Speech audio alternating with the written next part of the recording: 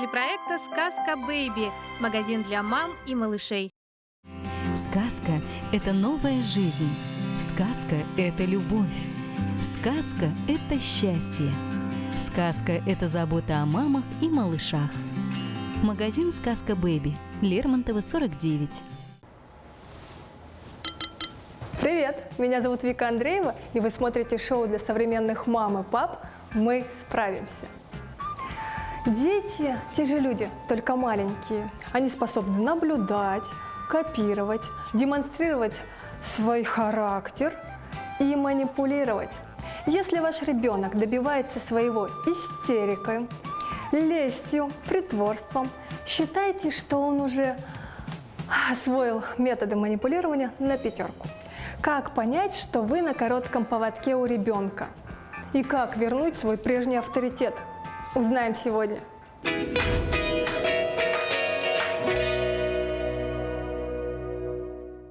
Сегодняшний выпуск посвящен теме манипуляции. Третий ребенок – глава семьи. Я был 8 лет окружен. Потом появилось это чудо. И ты перестал быть младшим, да? Да, я теперь средний ребенок. В семье Анны Кривошапкиной 3 шантажистов, младший самый главный. Но я не чувствую, что мы манипулируем, не знаю. Я, наверное, самая большая жертва этих манипуляций и не чувствую. Психолог Алена Николаевна выведет маленьких манипуляторов на чистую воду. В смысле, как это мы тебя не любим? И при этом Удивляться, подтверждать это, да, там, целовать, обнимать и говорить, очень тебя люблю, да ты что, вообще очень сильно тебя люблю. А в голове должна быть следующая история. Ну, это не значит, что я сейчас куплю тебе полмагазина. Как Анна Махарова стала жертвой манипуляции со стороны своей дочки. Я прям немножко была в шоке, потому что давно такого не было. Я думала, у меня уже довольно-таки большой, уже осознанный ребенок, но все-таки дети есть дети. Заговор детей. Какие еще приемы используют дети ради достижения своих целей? Мама, папа, я хочу эту машинку. Мама, пожалуйста, купи. Ничего не купили. Я, наверное, уговорю. Я просила 2 раза и 3 раза, и она мне купила. Маму легко, конечно. Всегда удается, а вот папу не всегда. Он, крепкий орешь. До чего техника дошла? Гаджеты для современных родителей в рубрике «Сказка для малышей». Это портативный подогреватель для бутылочек. Просто необходимая вещь для путешествующих родителей в автомобиле. Абсолютно универсальный, и есть возможность закрепить его на коляску.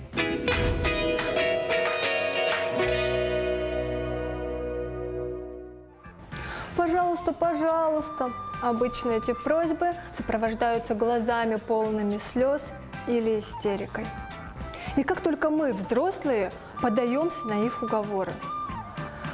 Легко, особенно если ты находишься в общественном месте, в гостях или еще хуже, в магазине игрушек. Анна и Руслан Кривошапкины – многодетные родители. У них 3 детей – Даяна, Айсен и Далан. Анна и Руслан – предприниматели со стажем, строгие руководители для своих сотрудников. И считали себя опытными родителями, пока не родился 3-й ребенок. Вот когда очень-очень чего-то хочется, но вам этого запрещают, как вы к родителям подходите? Говорим. Комплименты, мальчик? Нет, бывают комплименты, конечно. Это только после того, как получить желание. Типа, смотрите, есть же такая манипуляция, когда ты хочешь говорить, что вам запрещают, потом ты говоришь, ну ладно, не надо, а потом они соглашаются. А потом ты дальше начинаешь манипулировать, говоришь, не надо. А, ты то есть такой скромненький, да не нужно, я такой А потом в гордый. итоге соглашаешься. А родители вас на чистую воду выводили? Но его, да, меня нет. Я не часто, как сказать, манипулирую родителями. Но если касательно лести, с одной стороны, лесть – это тоже своенравная манипуляция. И поэтому, кажется, нету в мире человека, который ни разу не манипулировал кем-нибудь. Вот Айсен, который сейчас предложил свою идею, это запугивание конкретное. То есть после того, как он предложил, ему отказали, он начинает говорить, что-то, может, в детстве у каждого такое бывало. Он такой: вы меня не любите совсем, совсем, я от вас уйду. Это уже... Ты так делаешь? Нет. Я, к сожалению, я в детстве так делала. Но после того, как я поняла то, что это не совсем правильные решения и неправильные поступки, я перестала так делать. Но все равно в редких, крайне редких случаях, когда мне реально чего-то хочется, иногда я могу так сделать. А притворялись больными, например, чтобы в школу не ходить? Нет. Нет. Только если уже болел, потом мне становится лучше, говорю: мне все еще плохо. Не, у меня даже такого не было. У меня было, что... только что я понял, что я спалил свою контору. Твою контору спалили еще очень давно. Спалил свою контору. Что это? О чем это? Ну, типа, они не знали, как я манипулирую ими.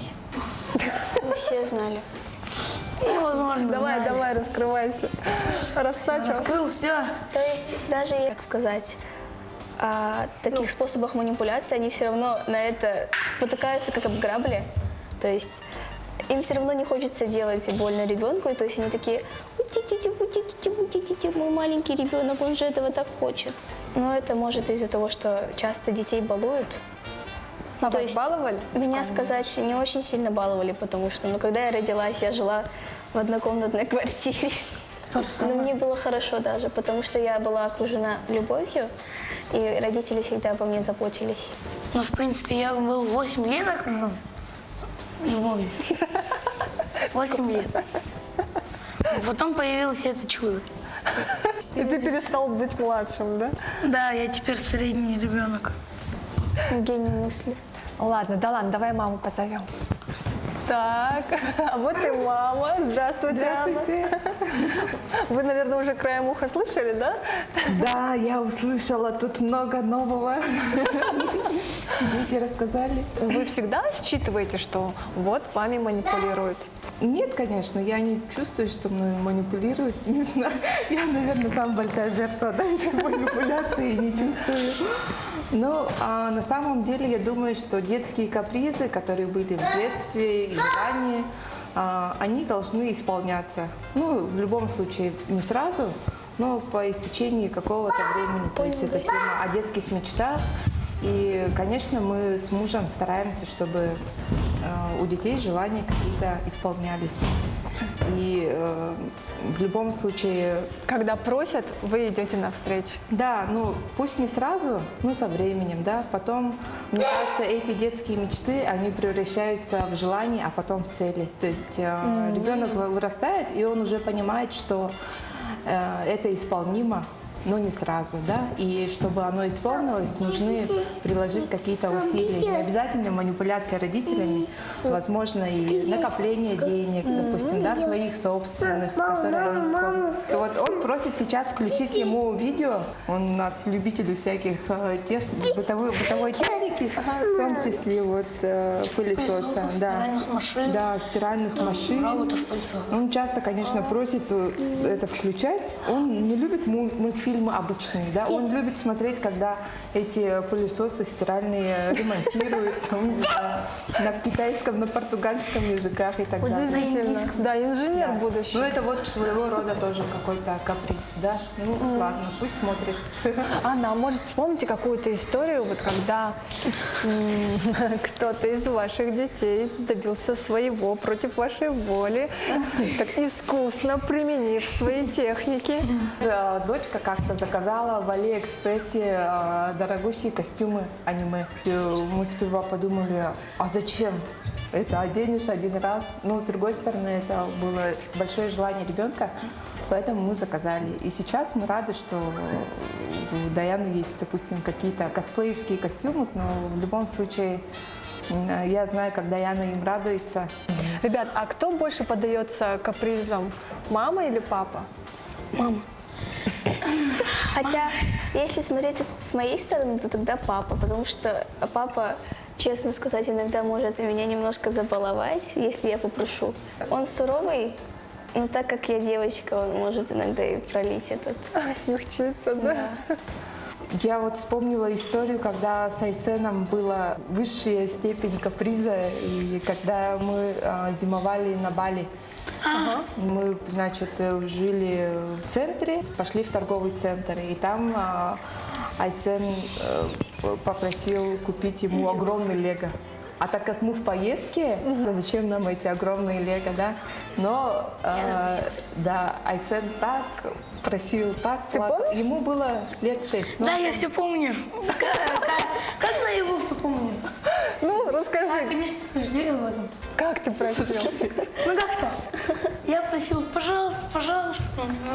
Потом хочешь что себе завести, типа такого. Папа наш был против, чтобы мы покупали это огромное лего в поездке, да, за 3-9 земель, потому что нам еще целых месяц-полтора надо было оставаться, как бы, зимовать.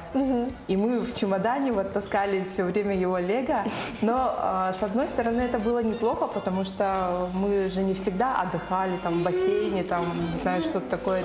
Иногда он хотел сидеть и собирать лего в номере, то есть на самом деле в поездке мы вообще много игрушек не брали, и это лего, с этим лего он развлекался всю поездку, Точнее, то есть всю зиму, да, вот ту. Ну, отлично. Интересно, да, поэтому... Вместо няни. Да, что не делать, все хорошо. Здорово, что все ваши манипуляции родители очень грамотно встречали и ни о чем не жалеют. Видите, это возраст такой. Дети растут, все дети разного возраста. Далану 2, Айсену 11, Даяне 14. И у каждого возраста есть свои хотелки другие. Да. Хотелки. Я думаю, что мы все узнали. Спасибо большое, ребята. Все, а мы продолжаем дальше.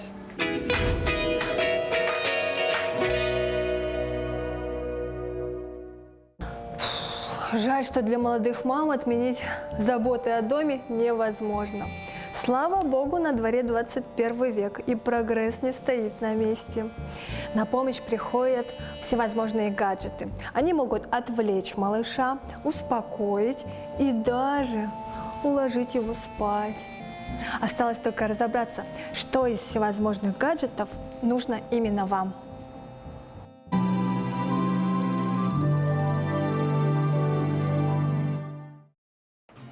Современные гаджеты помогают родителям быть максимально мобильными и делают заботу о ребенке легкой и приятной. Сегодня мы рассмотрим несколько функциональных и красивых товаров, которые захочется иметь каждому родителю, кто отправляется на прогулку с малышом. Пожалуй, первое, без чего точно не обойтись на прогулке, это подстаканник. Делимся с вами небольшим секретом. Порой подстаканники для премиальных колясок достигают стоимости 3000 рублей. Но существуют и универсальные модели, подходящие ко всем коляскам. Надь, все, пока я тебе перезвоню. Держатели для телефона удобны тем, что их можно прикрепить прямо к коляске. При этом ваши руки будут свободны, и вы сможете пообщаться с подругой по видеосвязи. Вам точно понравится. Сейчас большинство мам не желают проводить время в четырех стенах. И это правильно, ведь грудничок – это совсем не повод, чтобы отказываться от активной социальной жизни. Нужно посещать парки, торговые центры, ходить в гости, кафе.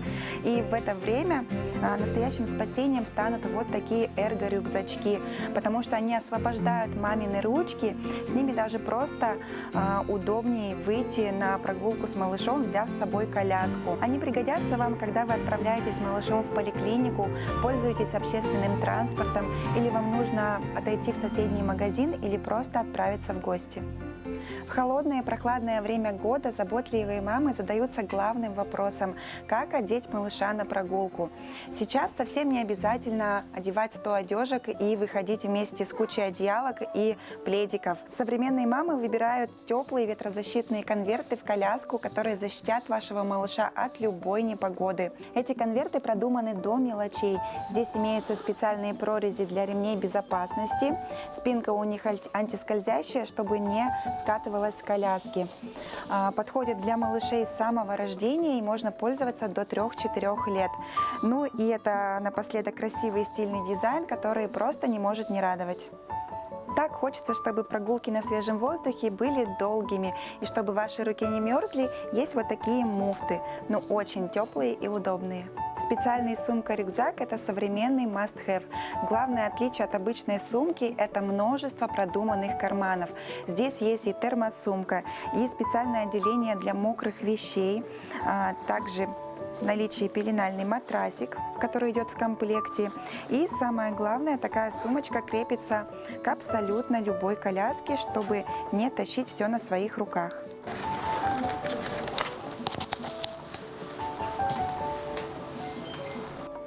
В летнее время вдвойне необходимо дать малышу принять воздушные ванны не только дома, но и на прогулках.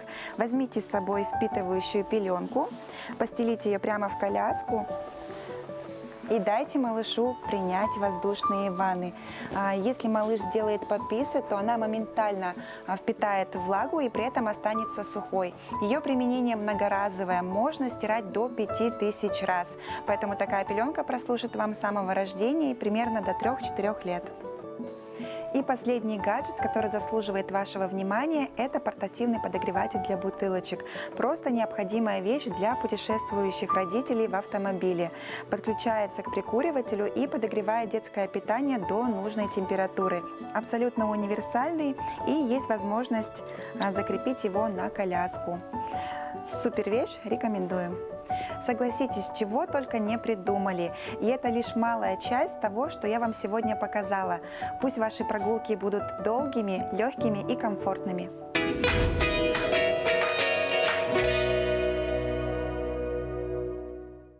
Ты самая лучшая мамочка на свете.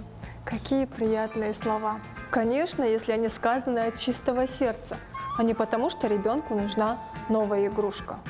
Как отличить истину от лести?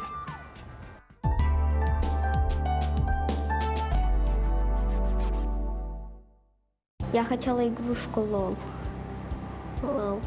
Ага.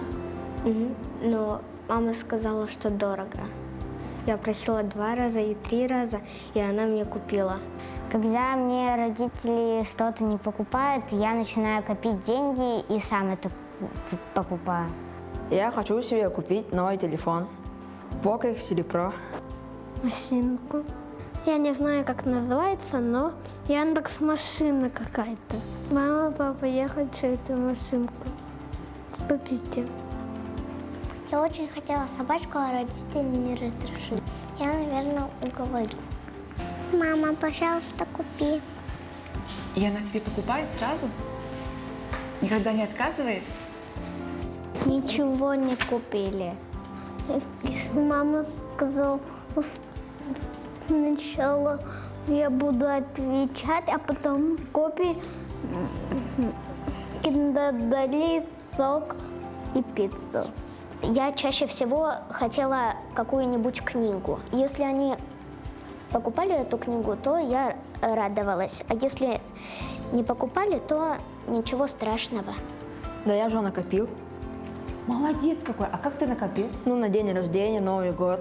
Иногда подрабатываю в деревне. Я не обижаюсь. Не, обиды, конечно, немножко есть, но это мне просто там поспать 2-3 дня, и я забуду про это. Вылетит. Нет, не очень сильно. Я просто когда отбираюсь, я рисую, занимаюсь любыми делами. Типа, ну честно говоря, я сестренка смотрю. Я всегда когда-то что-то хочу, я всегда говорю: мама, можно это взять? Она говорит иногда нет, иногда да. Но если она говорит нет, то я иду расстроенной домой. А когда она говорит да, я иду счастливой домой.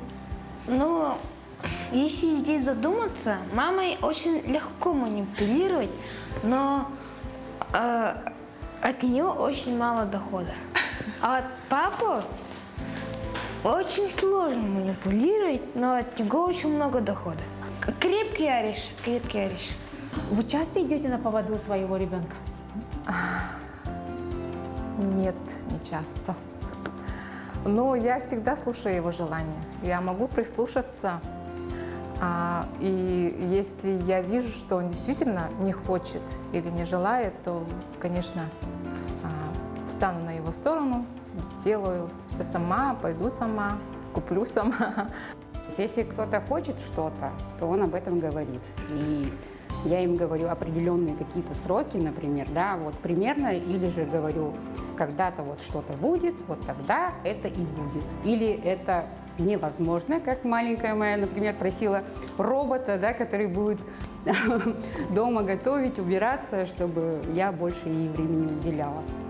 Прям так сказать, чтобы не было такого. Ну, дочка, конечно, сейчас подросток, и она там просит, я хочу там конверсы, которые стоят там 10 тысяч. Но приходится соглашаться. Ну, прям шантажа нет, но если просит, если наши возможности, то мы это выполняем. Ну, да, у нас в основном младший такими делами занимается. Оттачивает на нас свои навыки манипулирования. Вот. Как правило, мы все-таки стоим на своем, вот, и поэтому приходится иногда вот такие выдерживать там, двухчасовые выступления, вот там 2,5 часа. Ну, как правило, вот он сам просто от этого устает уже, и на этом, собственно говоря, дело и заканчивается. Главное выдержать, просто вот не идти на поводу. Манипуляция? Ну да, я с возрастом стала, конечно, мягче относиться к этому делу, потому что мелкие манипуляции, не влекущие за собой каких-то серьезных последствий, я закрываю на это глаза и иду. А если вот ребенок, например, какие-то более серьезные требования начинают предъявлять, я, конечно, не уступлю. Наверное, больше нет, чем да. То есть он вас не манипулирует? Ну, в чем-то да, но и как бы в другом я, конечно, свои границы все-таки отстаиваю, не разрешаю ему садиться мне на шею. Я ему говорю, допустим, вот он хочет в телефоне поиграть, да, в том же самом. Я ему говорю, вот пока суп не съешь, весь бульончик не выпьешь, и никаких тебе телефонов. Ну да, наверное, это манипуляция. Да, такая форма манипуляции есть, потому что, некоторые моменты, пока я, допустим, для себя не вижу другого выхода, да. Тем более, я считаю, что у меня дети с достаточно таким интересным, сложным характером, каждый со своим мнением. Перекраивать глобально я это не хочу, но все равно какие-то модели поведения, скажем так, мне бы хотелось у них выработать. И вот, таким способом, конечно, приходится выкручиваться.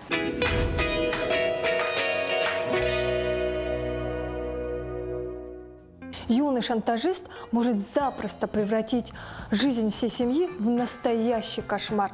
Но это еще полбеды. Ведь когда он повзрослеет, он может навредить себе в будущем. И это главная опасность. Поговорим о причинах несносного поведения с нашим психологом.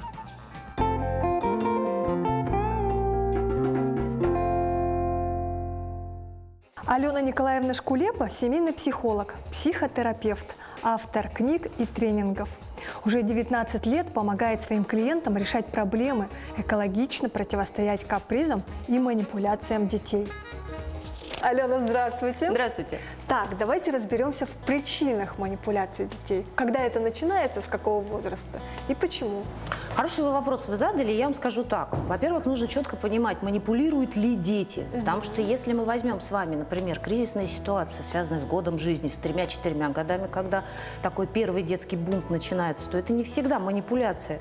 Это всегда попытка достичь поставленного результата. И здесь родителям нужно очень четко понимать, вот ребенок несет табуретку, потому что он манипулирует и не дает ее родителям, капризничает, или вообще потому что он самостоятельность хочет проявить. Вот это очень важно понять. А это в первый год жизни? Ну, это в первый год, конечно, табуретки дети там редко носят, да, в первый год просто дети очень часто перестают хотеть общаться с другими взрослыми, чужими.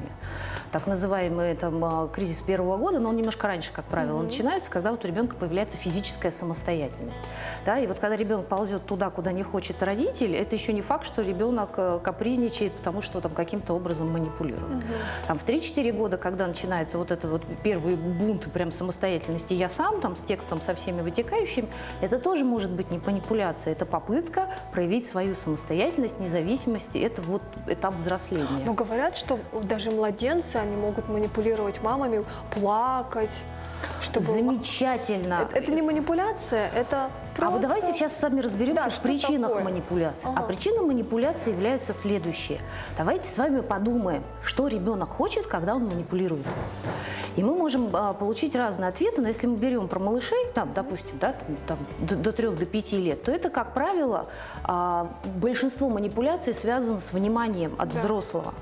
И если, простите, мама, которая родила ребенка и вышла на работу замечательно, поручив его няне, родственникам, бабушкам и так далее и тому подобное, то вот мы получаем то, что мы получаем.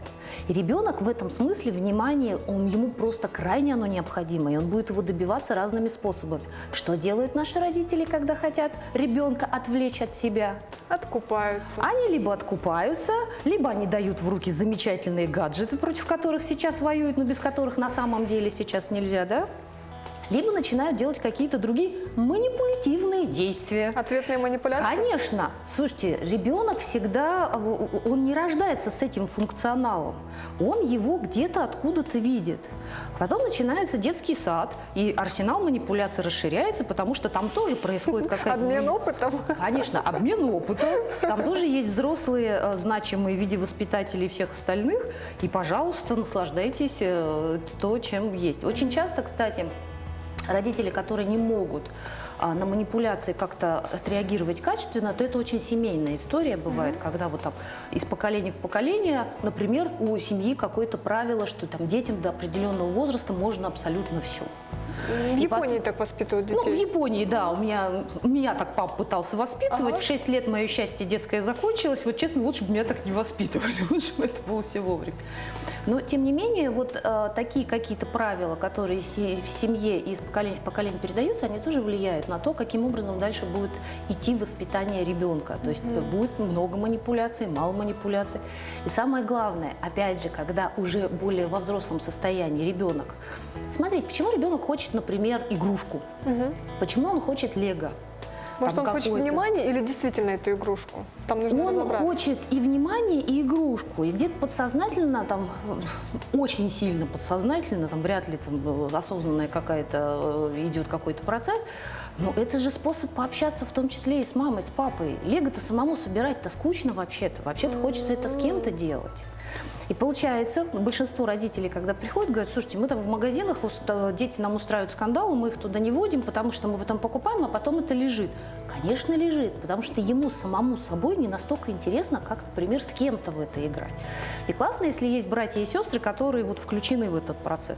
Ну, там, бывают же дети совершенно разного возраста, когда там 15-летнему подростку там, с 3-летним вообще абсолютно неинтересно. Вот мы имеем сложности с этим. Да, получается, противостоять манипуляциям родителям нужно своим вниманием и заботой? В том числе, да. Ну, знаете, вот есть такая чудесная манипуляция детская, которая просто маму, она приводит вот в такой трепет, это вот вы меня не любите. Очень часто такая бывает история, да, и в этот момент родители, правда, не знают, а что же делать, как реагировать, да? А я вам скажу, реагировать очень просто. Нужно просто брать и говорить: в смысле, как это мы тебя не любим? И при этом подтверждать это, да, там, целовать, обнимать и говорить: очень тебя люблю, да ты что, вообще очень сильно тебя люблю. А в голове должна быть следующая история. Ну, это не значит, что я сейчас куплю тебе полмагазина. При этом ребенку об этом говорить, конечно, не стоит. Вот вторая вещь, которую вы сказали, замечательно, это про рамки. Вообще, почему родители подвергаются манипуляциям в том числе? Потому что у них у самих очень часто не сформировано правила, которые есть. Да, одни говорят: мои дети будут делать, что хотите, там, пусть весь мир подождет. Да? Другие говорят: нет, у нас все очень строго и так далее. Но по некоторым вопросам просто нет правил. И еще нет договоренности у папы с мамами.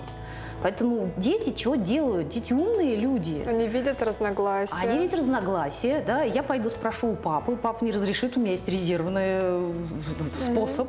В конце концов, у нас есть еще и бабушки, и дедушки. И, пожалуйста, вот эта несогласованность воспитания ребенку дает возможность манипулировать. А что это не они такие нехорошие маленькие существа. А правда, что родители сами в ответ манипулируют?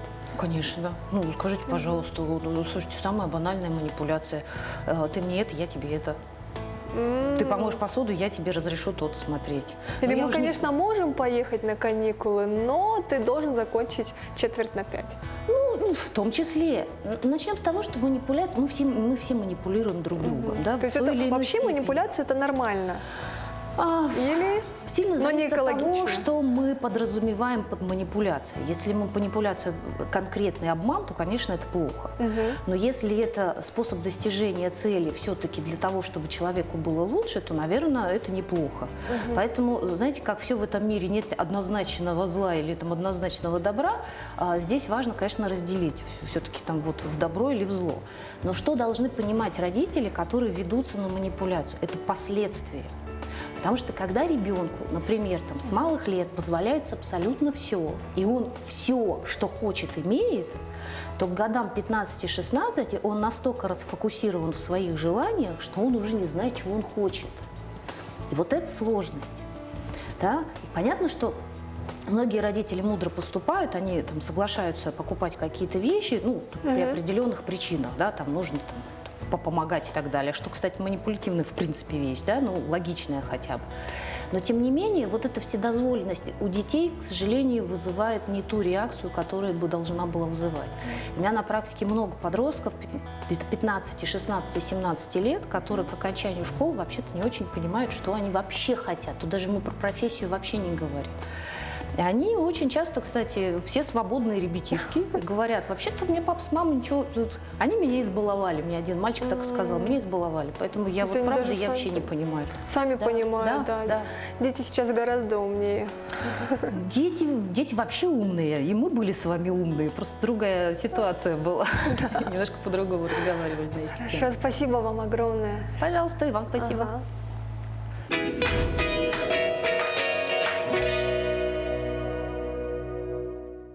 Детская манипуляция порой настолько совершенна, что невозможно отследить ее, а противостоять еще сложнее. И нам, родителям, остается только удивляться. Когда же дети научились так мастерски управлять нами? Анна Махрова – заботливая мама единственной дочери. Сама не Адель, всего 9 лет. Но она знает, как подчинить волю своей мамы, несмотря на то, что мама у нее предприниматель. Анна, здравствуйте. Здравствуйте. Спасибо, что решились и все-таки пришли. Обычно люди о таком не говорят, но мы вам очень благодарны, что вы пришли к нам со своей историей. Поговорим о вашей дочери, о поведении. Моей дочке 9 лет, она у нас единственный неповторимый долгожданный ребенок. Мы ее любим, обожаем, холим, лелеем. Естественно, она единственный ребенок. И как она себя ведет в магазине игрушек, допустим? В магазине игрушек? Ну да, раньше, когда она была маленькая, у нас были с этим проблемы, были вот все, что вот, все анекдоты, все смешные истории про детей капризных, это все у нас тоже было. То, что она валялась на полу, кричала, там вот что-то требовала, вот это все у нас было. Может, я недостаточно крутая мать, чтобы это все регулировать на самом начале, но реально очень много такое было и на площадках и так далее. А вы тогда потакали, получается, ее поведение? Нет, ну не всегда, в зависимости от ситуации. Я, конечно, понимаю, что ребенок, когда растет, он пытается свою ценность, свою значимость как-то показывать. И иногда вот у некоторых детей получается таким образом, какими-то истериками, вот я хочу и все, да. И потом, получается, мы, слава богу, это переросли. Это был короткий промежуток такой. А во сколько примерно? Это где-то в 3 годика, до 3. Ну, маленькая была совсем. Мы, естественно, ее хватали и выводили там на улицу, чтобы прекратить истерику. Да, но иногда было такое, что она не хотела, там, отпиралась, и приходилось ее как-то отвлекать и так далее. Но потом, со временем это прошло. И потом начался период, когда она начала у нас просить постоянно какие-то дорогие вещи, подарки, айфоны там и так далее. Ну вот она же видит, что есть у других людей, детей, и ютубы вот эти, да, распаковки бесконечные. Естественно, она смотрит и думает, что тоже так хочу, тоже так можно. И в этом году бабушка ей подарила 5000, мы были в Сочи, вот, в море-моль. Она взяла ей и сказала: вот наслаждайся, трать эти деньги как хочешь, просто вот как хочешь. Естественно, она все это потратила очень быстро, минут 10-15, вообще быстро, да, но все же дорого как бы стоит, да, какие-то вот вещи. Она купила себе какую-то одежду, которую она хотела. Были, конечно, она не попала там размерами и так далее. Мы реально ее не контролировали, вот делай, что хочешь. И потом она очень, поняла, у нее очень быстро деньги закончились, она расстроилась. Она потом говорила: почему все не стоит по 5-15 рублей? И я говорю: ну вот, это стоимость денег такая. Вот ты работаешь, допустим, 2-3 дня, 4 дня, зарабатываешь эти 5000, а их можно потратить всего там за 20 минут на одну вещь, грубо говоря. И после этого она перестала у нас постоянно клячить такие дорогие вещи, игрушки какие-то. И теперь она, наоборот, пытается зарабатывать. Это здорово. Конечно, такой пример мамы перед глазами. Да, она пытается придумать какие-то способы заработка денег, и мы, естественно, ей помогаем, советуем. Вот сейчас она вот после такого урока, когда вот ей дали деньги, и она тогда поняла ценность денег, что деньги какие она использует способы манипуляции? Вот истерика была, раньше была лесть. Может быть, она больной притворялась, чтобы в школу не ходить? Нет. Ну, на самом деле, вот эта тема детей-манипуляторов, это же не потому, что они какие-то такие пытаются добиться своих целей и так далее. Это же все равно идет от какие-то проблемы она пытается решить, наверное, и так далее. Потому что это не черта характера, это не способы там обязательно выбить любой ценой, да. Бывают же люди не в ресурсном состоянии. Ну, допустим, вчера вот впервые за очень долгое время она меня удивила своим поведением. Нас пригласили сюда на опрос, и она отказалась. Ну, вдруг заплакала, отказалась, и я подумала: ну, ладно, не хочешь, не надо, поехали. Она говорит: нет, я не поеду. А почему? И нормально ответить не может. И я поняла, что надо было у нее сначала спросить, хочет ли она участвовать в этих съемках. И я не спросила, потому что для меня она всегда раньше любила сцену, она обожает петь, танцевать, она всегда была, активно участвует в разных мероприятиях. Я думала, для нее это нормально. Я прям немножко была в шоке, потому что давно такого не было. Я думала, у меня уже довольно-таки большой, уже осознанный ребенок, но все-таки дети есть дети. На разных этапах взросления, видимо, есть какие-то такие штуки, от которых я буду всегда удивляться. Да, но мы потом с ней поговорили и поняли, что да, мне надо было спросить и уважать ее мнение тоже. А вспомните свое детство, пожалуйста.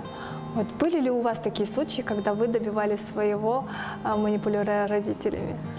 Давайте я вспомню. Как вы подходили к маме и вот, папе, допустим, чтобы я добиться их помню разрешения? в детстве, когда меня заставляли делать то, что я не хочу, я могла, хитрить. Не хитрить, а прям активно сказать нет, скандалить, истерить. Я могла себе такое позволить. Я прям помню, когда в детстве в школе была сценка, и мне мама сшила ужасный костюм. Я была главным героем, и, я отказалась участвовать. Мне не понравился костюм, и я же маленькая, не смогла сказать, мне не нравится. Все-таки мама старалась, и я такая, ок. И одела этот костюм, но перед выходом на сцену я поняла: нет, я не выйду в этом ни за что. И я сорвала сценку, я просто отказалась выходить из теремка, грубо говоря. Сколько вам было лет? Тоже 2 класс примерно, 1-2 класс в начальной школе. Но я думаю, неудивительно, что ваша дочь может сказать нет. Я вообще такое ощущение, что как я себя плохо вела в детстве, ровно точно так же ведет себя мой ребенок. Как будто чтобы я поняла эти свои ошибки и так далее. И слава богу, я помню себя, свои ощущения в детстве, я могу понять своего Поставить ребенка. себя на место дочери. Да, могу. И теперь, я все-таки поняла, ей уже 9 лет, она не маленькая девочка, надо теперь с ее мнением считаться.